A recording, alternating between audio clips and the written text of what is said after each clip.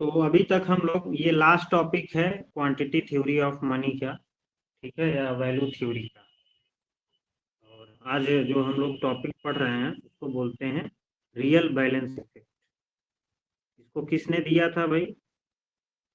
तो आप लोगों को पता होना चाहिए कि रियल बैलेंस इफेक्ट किसने दिया था। एनीवन?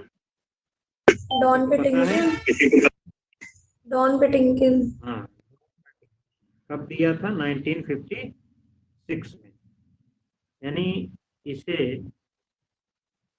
डॉन पैटिंकिन ने डॉन पैटिंकिन ने 1956 में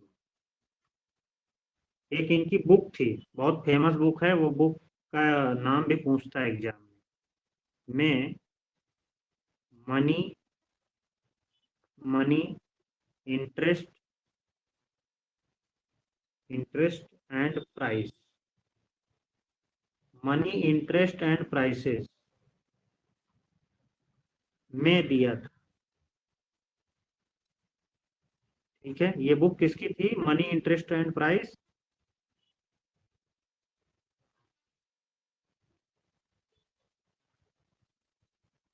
क्या हुआ शौकत जी?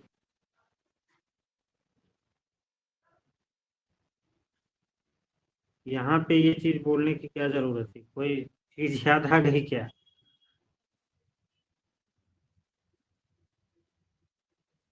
सर आपकी ठीक तारीफ है, तो कर रहे इसे हैं। डॉन, हाँ तारीफ कर रहे हैं, समझ में नहीं आ रहा, अचानक से तारीफ कर रहे हैं, समझ में नहीं आ रहा। तो इसे डॉन पैटिंकन ने 1956 में मनी इंटरेस्ट एंड प्राइसेस, ठीक है, में दिया। अब ये डॉन पैटिंकन इफेक्ट भी इसको बोलते हैं, इसको डॉन पैटिंकन इफेक्ट भी बोलते हैं। ठीक है, डॉन, ये डॉन थे मतलब, डॉन पैटिंकन इफेक्ट इफेक्ट भी कहते हैं। ठीक है, इसको डॉन पैटिंकन इफेक्ट भी कहते हैं। बताया क्या? ये जो रियल बैलेंस इफेक्ट है, ये किया क्या? ये क्लासिकल की दो दो थ्योरी को एक तरह से सुदृढ़ बनाया। यानी इन्होंने रियल बैलेंस देने के पीछे इनका लॉजिक क्या था। कहीं कहीं आपको बुक में मिलेगा कि ये जो रियल बैलेंस इफेक्ट है इसको पीगू इफेक्ट भी बोलते हैं। बट पीगू इफेक्ट से ये थोड़ा सा मतलब अलग है। ठीक है ना?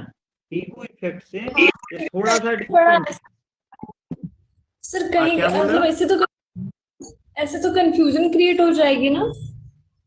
मैं बता रहा हूँ ना क्या डिफरेंस है क्या नहीं है, तो काहे कंफ्यूजन होगी आप टेंशन। ठीक है ना? जो डिफरेंसेस हैं दोनों में वो मैं बताऊंगा ना आपको। तो इन्होंने क्या किया, ये जो डॉन पैटिंकन थे, इन्होंने रियल सेक्टर यानी रियल बैलेंस के इफेक्ट के थ्रू, लिख लीजिए, बैलेंस रियल बैलेंस इफेक्ट के, रियल बैलेंस द्वारा सेक्टर, रियल और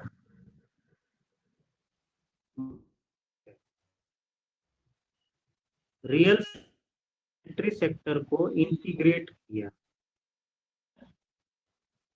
इंटीग्रेट किया है। यानी रियल बैलेंस इफेक्ट के थ्रू उन्होंने क्या की, रियल सेक्टर यानी गुड्स मार्केट।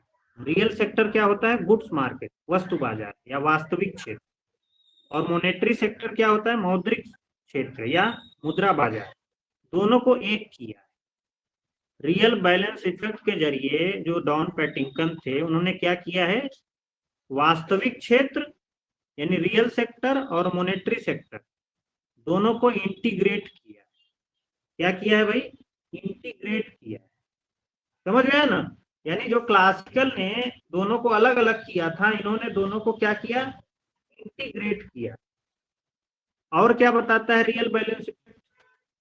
और रियल बैलेंस इफेक्ट बताता है यानी रियल बैलेंस इफेक्ट बताता है, रियल बैलेंस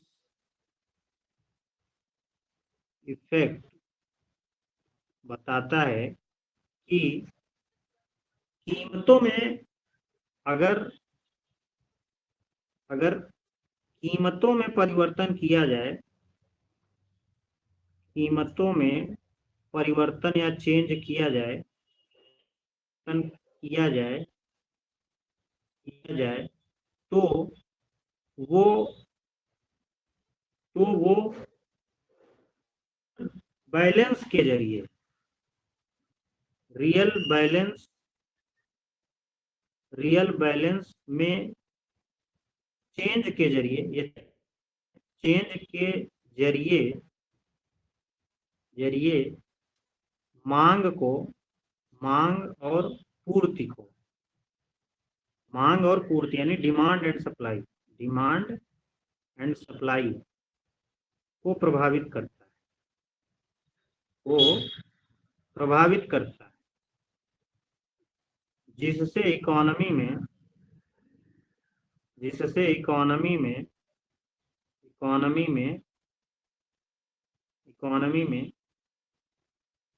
इनकम, आय तथा रोजगार, एम्प्लॉयमेंट बढ़ता है। ठीक है, यानी बेरोजगारी दूर हो जाए। तो रियल बैलेंस इफेक्ट क्या बताता है कि अगर कीमतों में परिवर्तन किया जाए तो उससे रियल बैलेंस पर चेंज आता है। कीमतों में परिवर्तन होने से जो रियल बैलेंस है हमारा, जो वास्तविक शेष है, उसमें परिवर्तन होता है। वास्तविक शेष क्या बोलते हैं, यानी जैसे आप मनी है, ठीक है, मुद्रा है, आप कहीं जाते हो काम करने, तो जो पैसा पाते हो, तो आप जाते हो मार्केट में, जो चीज आपको चाहिए वो लेके आ, यही करते हो ना भाई। जो चीज आपको चाहिए वो खरीदने जाते हो, और जितनी कीमत होती है, जो उस कीमत पे जितनी क्वांटिटी मिलती है वो खरीद के चले आते हो। तो उस पैसे की कितनी परचेजिंग पावर है, रियलिटी उससे आप कितनी वस्तुएं खरीद सकते हो, रियल बैलेंस या फिर परचेजिंग पावर जिसको बोलते हो, क्रय शक्ति, उस पैसे की कितनी क्रय शक्ति है, वो रियल बैलेंस। समझ में आया ना। तो रियल बैलेंस इफेक्ट क्या बताता है, रियल बैलेंस इफेक्ट बताता है कि कीमतों में परिवर्तन होने से जो रियल बैलेंस में जो चेंजेज आते हैं, उसके जरिए वस्तुओं की, जो गुड्स की डिमांड एंड सप्लाई होती है, वो चेंज होती है। डिमांड एंड सप्लाई के चेंज होने से क्या होता है, रोजगार बढ़ता है, देश की जीडीपी बढ़ती है।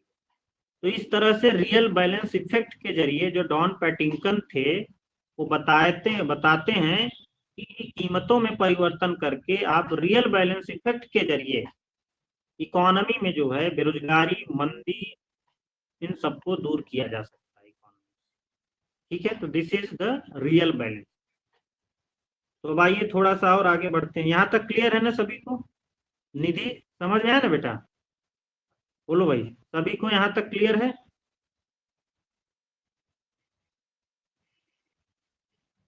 चलें आगे? गुड। अब आगे बढ़ते हैं। अब देखो इन्होंने इंटीग्रेट कैसे किया। एक तो हमने आपको बता दिया कि ये रियल बैलेंस इफेक्ट क्या है, आप लोगों ने देख लिया। बट इन्होंने अब थ्योरी को, इन्होंने मनी मार्केट और गुड्स मार्केट दोनों को इंटीग्रेट किया, हमारे पैटिंगटन साहब। तो देखो इन्होंने दो कमियों को दूर किया, यानी क्लासिकल थ्योरी में दो चीजें थी। तो क्लासिकल थ्योरी में दो चीजें थी।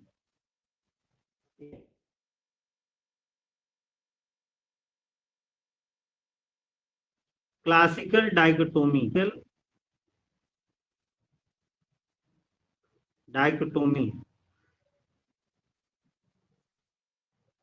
इसको हिंदी में बोलते हैं प्रतिष्ठित द्वैतवाद। ठीक है, द्वैतवाद,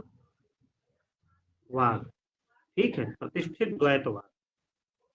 ये क्या होता है भाई? एनीवन, कोई बताएगा? What is classical dichotomy according to classical? Classical ने ये द्वैतवाद क्या दिया था? डिकोटोमी क्या बोलते हैं इसको?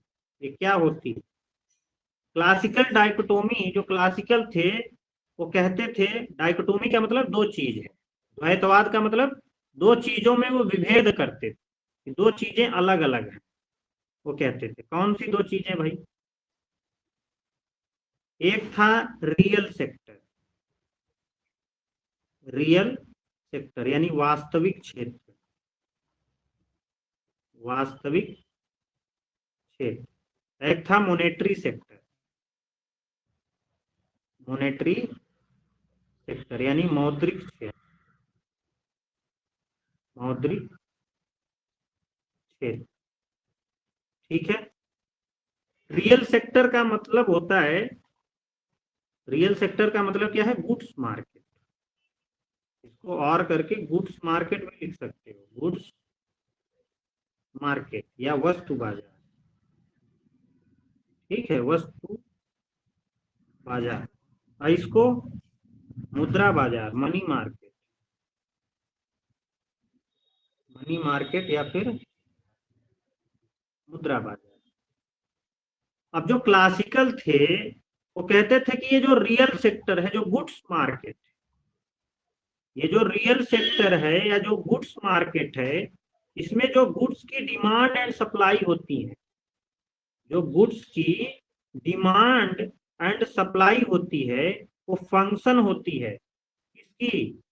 वो फंक्शन होती है रिलेटिव प्राइसेस, यानी P X upon P Y. यानी दो वस्तुएं हैं मान लीजिए एक्स और वाई, तो उनकी कीमतों का अनुपात का जो है मांग और पूर्ति, उसका फलन होती है। समझ में आया ना? यानी क्लासिकल वस्तु बाजार को क्या मानते थे? वस्तु बाजार में जो गुड्स मार्केट में जो डिमांड एंड सप्लाई होती है वो किसका फंक्शन होती है? Relative prices. यानी वस्तु बाजार में रिलेटिव प्राइसेस डिटरमाइन होती है, रिलेटिव प्राइसेस से किसी भी गुड्स डिमांड होती है और किसी भी गुड्स की जो सप्लाई होती है उससे प्रभावित। क्लियर है? क्यों भाई, क्लियर है? ये बात समझ में आया?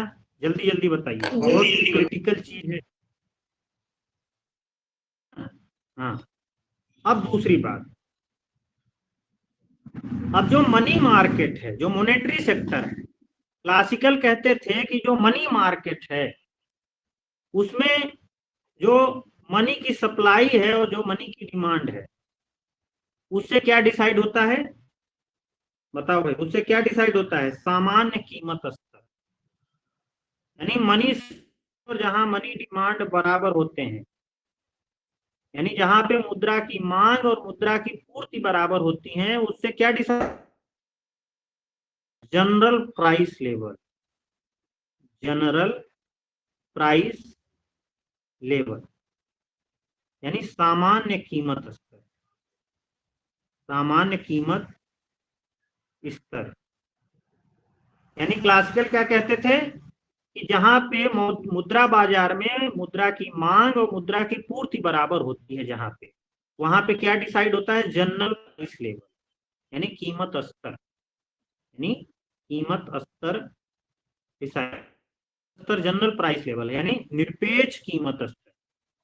यानी जो मुद्रा बाजार में जो कीमत का निर्धारण हो रहा है वो सामान्य कीमत स्तर या फिर निरपेक्ष कीमत स्तर है, एब्सोल्यूट प्राइस का डिटर्मिनेशन होता है through money demand and money supply. जबकि जो वास्तविक क्षेत्र है, जो आपका रियल सेक्टर है, जो गुड्स मार्केट है, उसमें जो डिमांड है वो किस पर निर्भर कर रही है? Relative prices. यानी जो गुड्स की जो डिमांड एंड सप्लाई है वो इस प्राइस से निर्भर नहीं करती है, एब्सोल्यूट प्राइस या जनरल प्राइस लेवल से प्रभावित नहीं होती।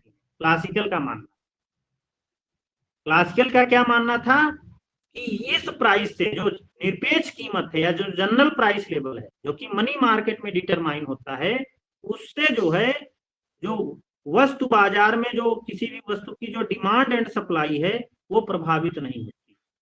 वस्तु बाजार में जो डिमांड एंड सप्लाई हो किससे प्रभावित होती है? Relative price. यानी सापेक्षिक कीमतों, अब्सोल्यूट यानी निरपेक्ष कीमतों से प्रभावित नहीं होता।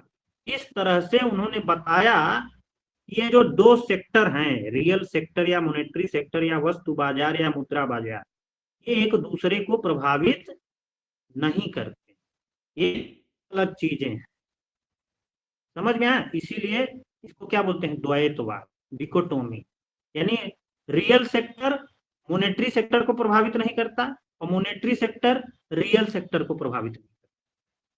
जैसे इसका मैं आपको और एक उदाहरण दूं, जैसे क्लासिकल क्या कहते थे, मनी सप्लाई अगर बढ़ाओगे, क्लासिकल क्या कहते थे, अगर मनी सप्लाई बढ़ाओगे तो उससे क्या होता है भाई?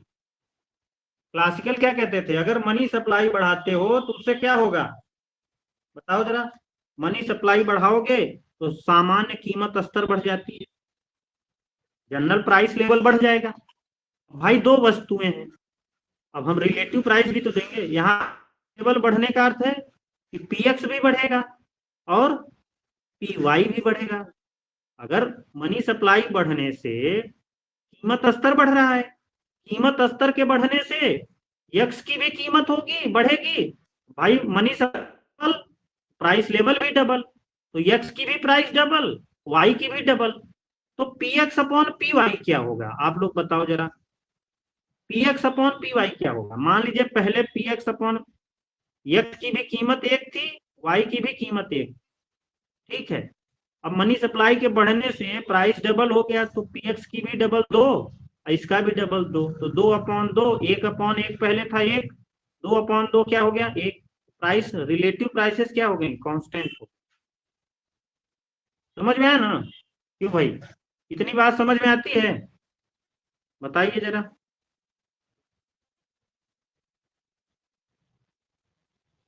बोलो भाई, ये बात क्लियर हुई? क्लियर हुई। हाँ। यानी अगर price level, general price level बढ़ रहा है, जो सामान्य कीमत है, ये कौन सा है, सामान्य कीमत स्तर, सामान्य कीमत स्तर। अगर सामान्य कीमत स्तर बढ़ता है, जो कि मुद्रा बाजार में डिसाइड होता है, ये मनी मार्केट का टूल है। ये किसका टूल है? मनी मार्केट, मुद्रा बाजार। मुद्रा बाजार का जो वेरिएबल है, अगर मनी प्राइस लेवल बढ़ रहा है तो रिलेटिव प्राइस, उससे रिलेटिव प्राइस कहाँ डिटरमाइन होती है, गुड्स मार्केट। कहाँ होती है, गुड्स। मनी मार्केट का जो वेरिएबल है वो गुड्स मार्केट के ऊपर प्रभाव नहीं डाल पा रहा है, क्योंकि गुड्स मार्केट जो रिलेटिव प्राइस है वो तो कांस्टेंट है ना। मनी सप्लाई के बढ़ने से जनरल प्राइस लेवल, लेकिन रिलेटिव प्राइसेस, सापेक्षिक कीमतें तो स्थिर है। यानी मनी मार्केट गुड्स मार्केट के वेरिएबल को प्रभावित नहीं कर रहा है।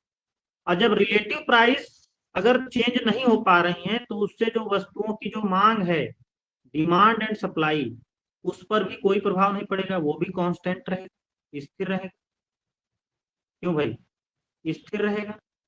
इसका मतलब है कि जो क्लासिकल थे वो मनी मार्केट को और गुड्स मार्केट को अलग अलग रखते थे। तो कहते थे मनी मार्केट के वेरिएबल में अगर आप चेंज करोगे तो उसका प्रभाव वस्तु बाजार या वास्तविक क्षेत्र के चरों पर नहीं पड़ेगा। वास्तविक क्षेत्र के चर जैसे वस्तु की मांग, वस्तु की पूर्ति, या पूर्ति मतलब उत्पादन, उत्पादन पर प्रभाव नहीं पड़ेगा तो रोजगार पर भी प्रभाव नहीं पड़ेगा। तो ये सारे जो रोजगार, उत्पादन, मांग, ये सब कैसे चर हैं, वास्तविक चर। और मौद्रिक चर कौन से हैं, जनरल प्राइस लेवल और मनी सप्लाई।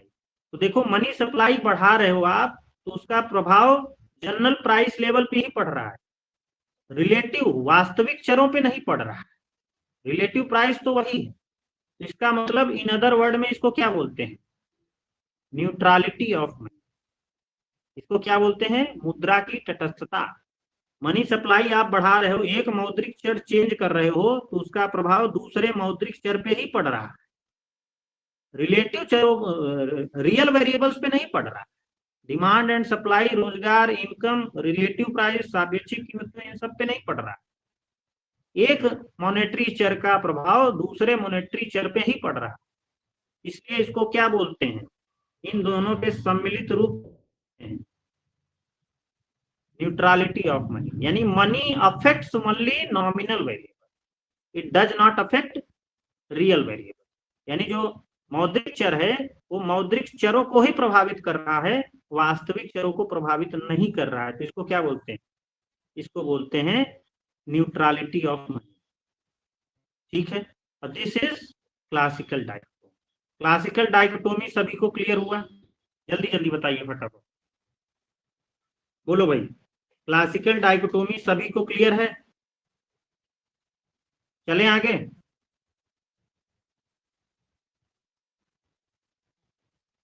ओके, अब देखिए, क्लासिकल ने एक और चीज दी थी, आप लोगों को अगर पता हो, क्लासिकल ने एक और चीज दी थी, उसका नाम है होमोजीनिटी पोस्टुलेट। क्लासिकल ने दूसरा जो सिद्धांत अपनी एक मान्यता ली थी, होमोजीनिटी पोस्टुलेट।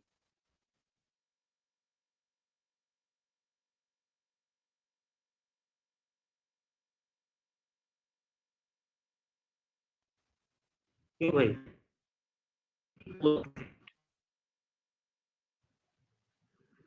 समरूप दृष्टिकोण, ठीक है, या सिद्धांत, समरूपता दृष्टिकोण या सिद्धांत, ठीक है। ये होमोजेनिटी पोस्टुलेट क्या होती है भाई? ये और कुछ नहीं है। जो क्लासिकल थे वो क्लासिकल डाइकोटोमी का एक गणितीय आधार दिए, एक मैथमेटिकल बेस दिए, किसके थ्रू? होमोजेनिटी पोस्टुलेट के, और कुछ नहीं। तो आइए देखते हैं ये होमोजेनिटी पोस्टुलेट होता क्या है। हेडिंग डाल लीजिए, होमोजेनिटी, होमोजेनिटी पोस्टुलेट, यानी समरूपता सिद्धांत। क्लासिकल का ये जो होमोजेनिटी पोस्टुलेट था, ये क्या था? इसको देखते हैं। क्लासिकल कहते थे होमोजेनिटी, हाँ कुछ बोल रहे हो क्या? कुछ कोई पूछ रहा है क्या कुछ? हाँ, चलिए आगे बढ़ते हैं। तो जो क्लासिकल थे वो कहते थे कि जो गुड्स की जो डिमांड एंड सप्लाई होती है, यानी किसी भी गुड्स की जो डिमांड एंड सप्लाई होती है, वो केवल रिलेटिव प्राइस से अफेक्ट होती है, जैसे कि हमने अभी बताया। अब ये और कुछ नहीं है, मैंने पहले ही आपको बता दिया है कि क्लासिकल डाइकोटोमी का एक मैथमेटिकल बेस है होमोजेनिटी पोस्टुलेट। यानी क्लासिकल डाइकोटोमी को एक तरह से मैथमेटिकली दिखाने का प्रयास किया, कौन? क्लासिकल इकोनॉमिस्टों ने, और उसको उन्होंने नाम दे दिया होमोजेनिटी पोस्टुलेट, समरूपता सिद्धांत। तो क्लासिकल का समरूपता सिद्धांत क्या था? वो कहते थे कि जो गुड्स की जो डिमांड एंड सप्लाई होती है, जो गुड्स की जो डिमांड एंड सप्लाई होती है, ये किसका फंक्शन होती है? Relative prices, P X upon P Y. यानी goods, demand and supply of goods, demand and supply of goods are affected by, are affected by only relative prices, only relative prices. यानी classical क्या मानते थे कि जो demand and supply होती है वो किससे प्रभावित होती है? केवल रिलेटिव प्राइसेस से प्रभावित होती है, ना कि demand and supply of goods affected by only relative prices, not absolute prices, absolute prices और general price, general price level. ठीक है, यानी दिस इज होमोजेनिटी पोस्टुलेट, जो कि अभी हम लोग रियल सेक्टर में पढ़ के आ रहे हैं, वही चीज है। यानी डिमांड एंड सप्लाई, जो किसी भी वस्तु की जो मांग और पूर्ति होती है, वो सापेक्षिक कीमतों का फलन होती है, न कि निरपेक्ष कीमतों का फलन होती है, या सामान्य कीमतों का फलन। हिंदी में भी लिख लीजिए, किसी भी वस्तु की मांग तथा पूर्ति, किसी भी वस्तु की मांग तथा पूर्ति सापेक्षिक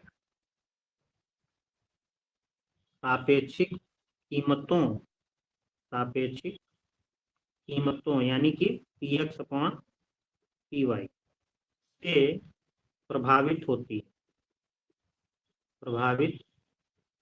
है, ना कि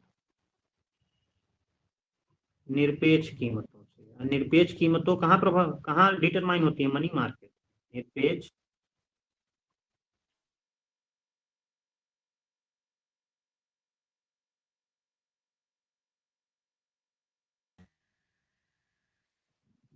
ठीक है, यानी जो किसी भी भाई एक तरह से ये यही जो हमने क्लासिकल डाइकोटोमी पढ़ी वही चीज तो ये बता रहा है कि भाई जो किसी भी डिमांड एंड सप्लाई होती है वो रिलेटिव प्राइस का फंक्शन होती है, सामान्य की प्रभावित नहीं होती। यानी जो वस्तु बाजार, मुद्रा बाजार में, जो मनी मार्केट में जो मनी सप्लाई और मनी डिमांड से जो जनरल प्राइस लेवल तय होता है उससे जो है वस्तु की मांग और पूर्ति प्रभावित नहीं होती। क्यों? क्योंकि वस्तु की मांग और प्राइस का फंक्शन होती है ना, प्राइस से उनका लेना देना नहीं है। एक तरह से यहाँ भी तो वस्तु बाजार और मनी बाजार को सेपरेट कर रहे हैं, अलग कर रहे हैं। क्यों भाई, समझ में आ रहा है ना? तो यहाँ भी वो एक तरह से वस्तु बाजार और मनी मार्केट को अलग करने का प्रयास कर। अब इस पूरे प्रकरण को मैथमेटिकली कैसे लिख सकते हैं? इस जो चीज अभी मैंने लिखी है इसको मैथमेटिकली कैसे लिख सकते हैं? इसको मैथमेटिकली लिख सकते हो demand and supply function, demand and supply function are homogeneous of degree zero.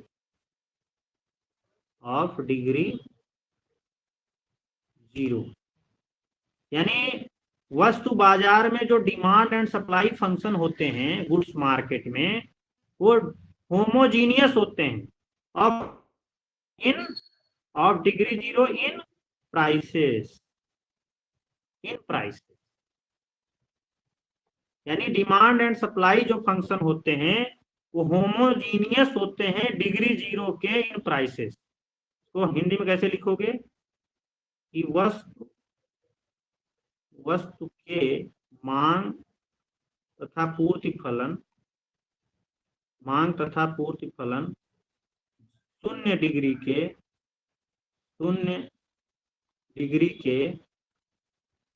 समघातीय फलन होते हैं कीमतों के संदर्भ में।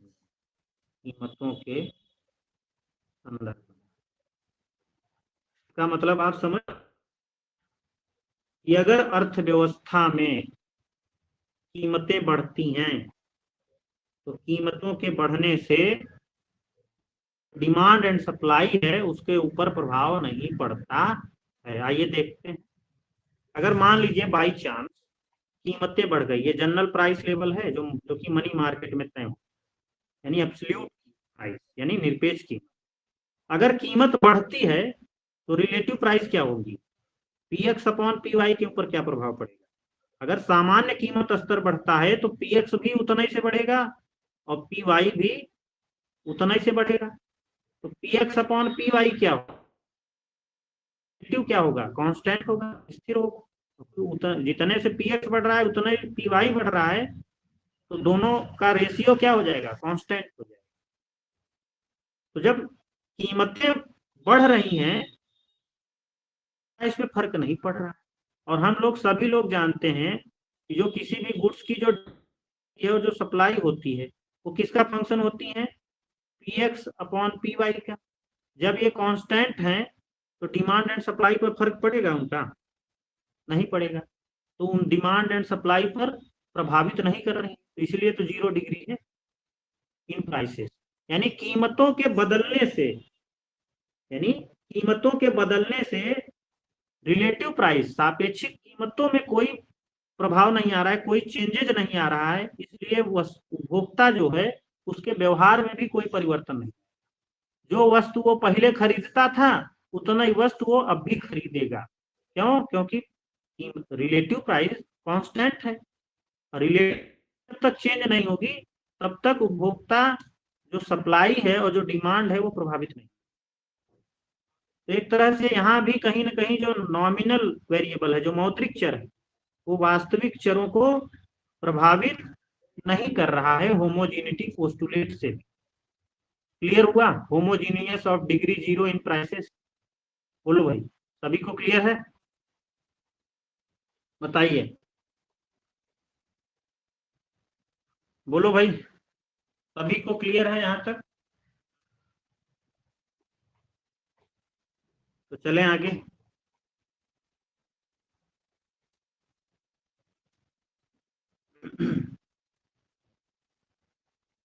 जूही समझ में आ रहा है ना? निधि, काजोल, आयुष, दीपक, सभी लोग बताओ भाई एक बार।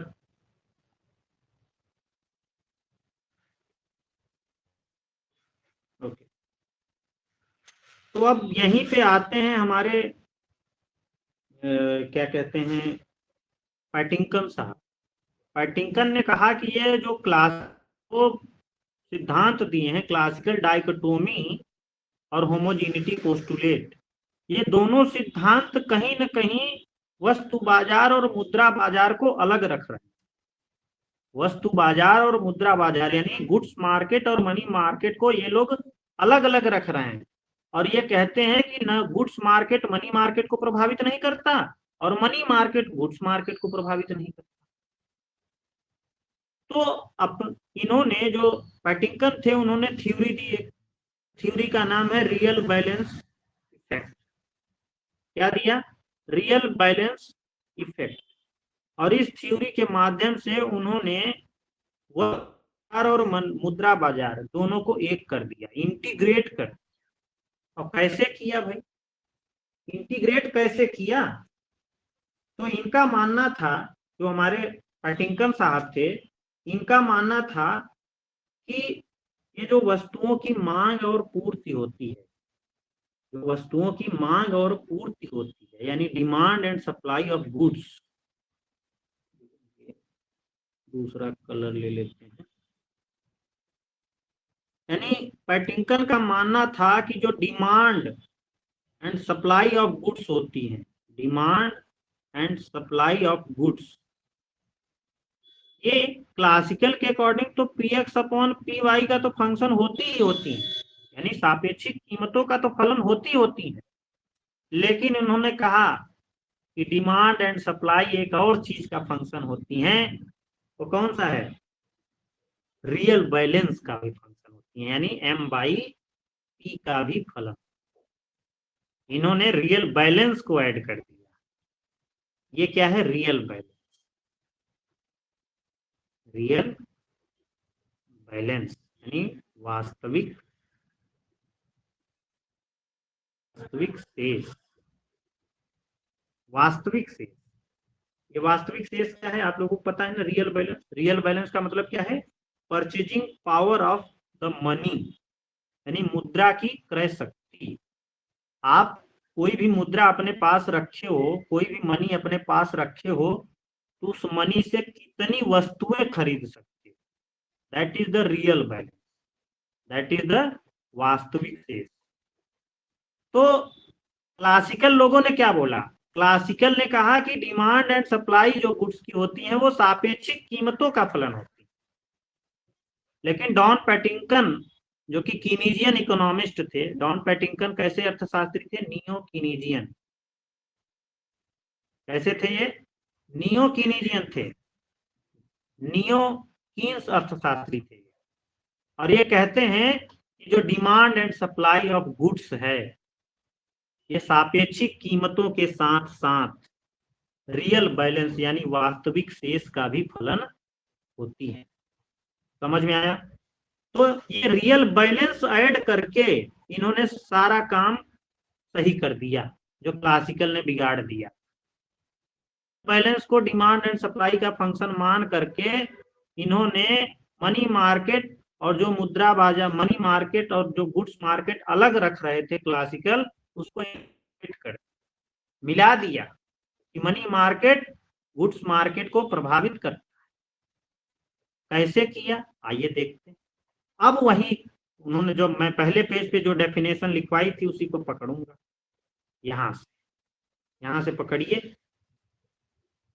यानी कीमतों में कहां से, एक मिनट, पहला पेज पे आइए आप लोग। ये रियल बैलेंस इफेक्ट दिख रहा है ना सभी को।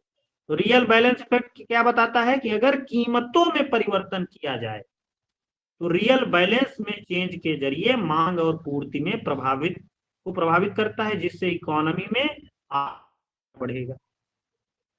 तो ये रियल बैलेंस इफेक्ट है। तो आइए रियल बैलेंस इफेक्ट को आगे चर्चा।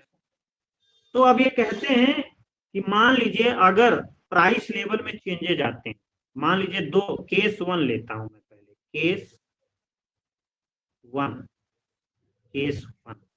मान लीजिए प्राइस में कमी आ गई, क्या हो गई, प्राइस कम हो गया। ये प्राइस कौन सा है, जनरल प्राइस लेवल, जो मुद्रा बाजार में तय होता है, यानी एब्सोल्यूट प्राइस लेवल, निरपेक्ष कीमत। अगर निरपेक्ष कीमत कम हो रही है, एब्सोल्यूट प्राइस है, जनरल प्राइस लेवल कम हो रहा है, तो प्राइस लेवल के कम होने से क्या होता है भाई, एम बाई पी पर क्या प्रभाव पड़ेगा। प्राइस लेवल अगर कम पड़ रहा है तो वास्तविक शेष क्या होगा, अगर नीचे वाली वैल्यू बढ़ रही है, कम हो रही है आपकी, एम बाई पी में पी कम हो रहा है, तो रियल वैल्यू क्या हो जाएगी, बढ़ जाएगी। बढ़ जाएगी, बढ़ जाएगी। हाँ बिल्कुल, यानी कीमत के कम होने से जो रियल बैलेंस है, जो मुद्रा की जो वास्तविक क्रय शक्ति है, वास्तविक शेष है, वो बढ़ जाएगा। अब अगर आप ही हो, अगर आप वस्तुओं के दाम सस्ते हो जाएं तो आपके जेब में जो पैसा रखा है उसकी शक्ति बढ़ जाती है। जो 10 रुपया में पहले कम चीज मिलती थी, अगर सस्ती हो गई तो वही 10 रुपए में ज्यादा चीज मिलेगी। तो आप क्या करोगे, वस्तुओं की डिमांड बढ़ा दो, यानी रियल बैलेंस बढ़ गया तो उससे क्या होगा, डिमांड बढ़ जाएगी। क्या बढ़ जाएगी, demand and supply of goods. क्या होगा भाई, demand and supply of goods बढ़ जाएगा, demand and supply of goods बढ़ जाएगा। इससे क्या होगा, रोजगार बढ़ जाएगा, रोजगार बढ़ जाएगा। यानी रियल बैलेंस इफेक्ट के जरिए हमारे जो पैटिंकन साहब थे वो कहते थे कि अगर इकोनॉमी में बेरोजगारी है, अगर इकोनॉमी में मन, तो आप कीमतों में परिवर्तन करके, कीमत को कम करके रियल बैलेंस इफेक्ट के जरिए इकोनॉमी में एम्प्लॉयमेंट बढ़ा सकते हो, बेरोजगारी कम कर। तो this is the real balance. तो देखो अब यहाँ पे आप चैन देखिए, इन्होंने कैसे मनी मार्केट और गुड्स मार्केट को इंटीग्रेट किया। देखिए ये मनी मार्केट का वेरिएबल है, प्राइस लेवल में चेंज हुआ तो उससे रियल बैलेंस, उससे demand and supply of goods पर प्रभाव पड़ा कि नहीं। यानी नॉमिनल, एक नॉमिनल में चेंज हुआ तो वो नॉमिनल प्रभावित किसको कर रहा है, रियल सेक्टर। ये रियल सेक्टर है ना, ये नॉमिनल सेक्टर, नॉमिनल सेक्टर है। एक नॉमिनल वेरिएबल चेंज हुआ तो उसका इफेक्ट रियल सेक्टर यानी वास्तविक चरों पर भी पड़ रहा है, यानी मौद्रिक चरों का प्रभाव वास्तविक चरों पर भी पड़ रहा है। इस तरह उन्होंने, यानी मनी मार्केट का जो वेरिएबल है वो प्रभाव कर रहा है गुड्स मार्केट के वेरिएबल, यानी रियल सेक्टर को। रियल सेक्टर मतलब, रियल चर मतलब वास्तविक चर कौन वो हो जाएंगे, demand and supply of goods, रोजगार, इन पे प्रभाव पड़ रहा है। इस तरह से इन्होंने रियल बैलेंस इफेक्ट के जरिए मुद्रा बाजार और वस्तु बाजार को मिला दिया, इंटीग्रेट कर दिया। क्लियर हुआ क्यों भाई, मजा आया कि नहीं। केस वन, बताइए भाई सभी को क्लियर है।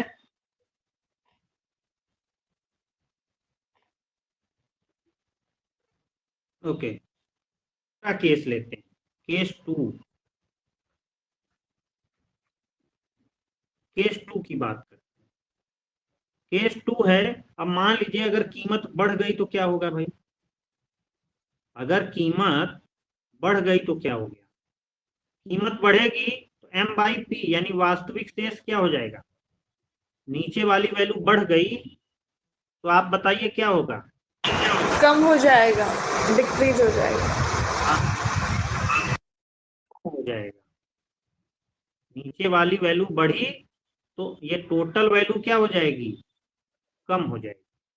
टोटल वैल्यू क्या हो जाएगी, कम। तो टोटल वैल्यू कम हो जाएगी तो क्या होगा भाई, यानी वास्तविक शेष आपके जेब में जो पैसा रखा है उसकी कीमत कम हो गई, उसकी पावर कम। तो आप वस्तुओं की मांग क्या कर दोगे, कम कर दोगे ना। तो डिमांड, अब मांग कम कर दोगे तो जो उत्पादक हैं वो सब उत्पादन भी कम कर देंगे। भाई मांग कम तो उत्पादन भी कम, दोनों कम हो जाएंगे। तो demand and supply of goods, demand and supply of goods यानी वस्तुओं की मांग और पूर्ति पर क्या प्रभाव पड़ेगा, वो भी कम हो जाएंगे।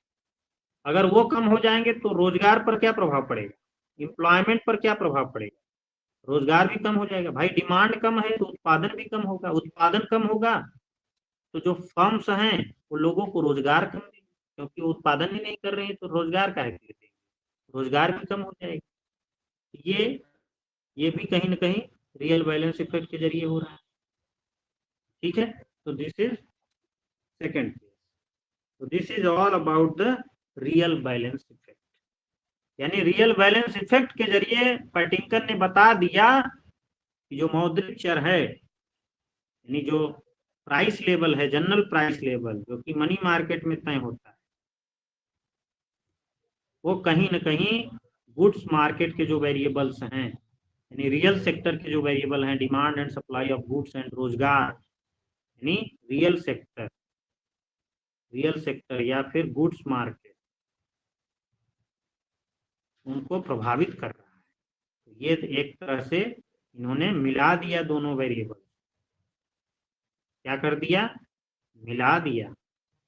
इसी को बोलते हैं पार्टिंकन इफेक्ट, रियल बैलेंस। क्लियर है, बोलो भाई। This is all about the real balance. इससे अलावा कुछ समझ में आया सभी को, क्लियर है, बोलो भाई। तो आज हम लोग जी मनी सर। की तारीख खत्म। ठीक है, अब कल से हम लोग ग्रोथ एंड डेवलपमेंट शुरू करेंगे। कल से हम लोग क्या पढ़ने वाले, ग्रोथ एंड डेवलपमेंट। ठीक है, ग्रोथ एंड डेवलपमेंट की ओर बढ़ेंगे।